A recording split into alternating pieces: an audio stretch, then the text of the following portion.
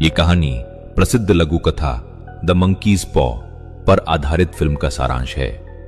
यह हमें सिखाती है कि भाग्य के साथ खिलवाड़ करने की भारी कीमत चुकानी पड़ती है। यह साधारण सा दिखने वाला सूखा हुआ बंदर का पंजा इंसान की हर इच्छा पूरी करने की जादुई शक्ति रखता है, लेकिन इसकी एक शर्त है। हर इच्छा पूरी होने पर पंजे की एक उंगली मुड़ जाती है। जब तीनों उंगलियां मुड़ जाती हैं तो ये अपनी शक्ति खो देता है और अपने नए मालिक का इंतजार करता है।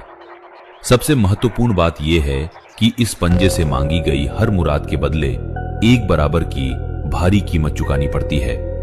मिस्टर वाइट और उनकी पत्नी को यह पंजा मिला, लेकिन उन्होंने इसे सिर्फ एक पुरानी कहानी समझा। उनकी पत्नी ने अनजाने में ही इसके 2 शुरुआती मौके बर्बाद कर दिए। जब उनका अंतिम संस्कार का व्यवसाय फ्यूनल होम दिवालिया होने की कगार पर पहुंच गया, तब उन्होंने आखिरी रास्ता समझकर पंजे से इच्छा मांगी कि उन्हें अपार धन मिले।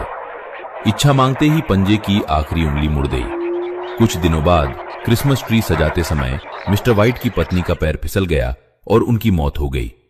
उनकी मृत्यु के बाद मिस्टर वाइट को बीमा की एक बड़ी रकम मिली। उसे पैसा तो मिला, लेकिन बदले में अपनी पत्नी को खो दिया। अपनी पत्नी की याद में तड़पते हुए मिस्टर वाइट ने पंजे की दोबारा शुरू हुई शक्तियों का उपयोग कर उसे पुनर्जीवित करने की इच्छा मांगी। तभी घर की लाइटें टिमटिमाई और उन्हें अपनी पत्नी की आवाज सुनाई दी। वह उसे खोजने दौड़े, लेकिन वह कहीं नहीं मिली। हर रात उन्हें पत्नी की आवाज सुनाई देती, जिससे उन्हें लगा कि उनका मानसिक संतुलन बिगड़ रहा है। एक रात काम करते समय उनके पीछे रखा ताबूत अपने आप बंद हो गया। मिस्टर वाइट को एहसास हुआ कि अगर उनकी पत्नी जिंदा हुई है तो वो घर में नहीं बल्कि अपनी कब्र में होगी। उन्होंने तुरंत जाकर कब्र खोदी और अपनी पत्नी को जिंदा पाया, लेकिन वो अब उनकी प्यारी पत्नी नहीं रही थी। वो एक ज़ोंबी बन चुकी थी जो उन्हें ही मारना चाहती थी। पंजे ने केवल मांस को जिंदा किया था, आत्मा को नहीं। मिस्टर वाइट ने दर्द के साथ फिर से इच्छा मांगी कि उनकी पत्नी को शांति मिले और सब कुछ पहले जैसा हो गया। अपनी पीड़ा को समाप्त करने के लिए मिस्टर वाइट ने एक और इच्छा मांगी कि कोई कातिल उनकी जान ले ले। उसी रात एंजेला नाम की एक महिला की कार उनके घर के पास दुर्घटनाग्रस्त हो गई।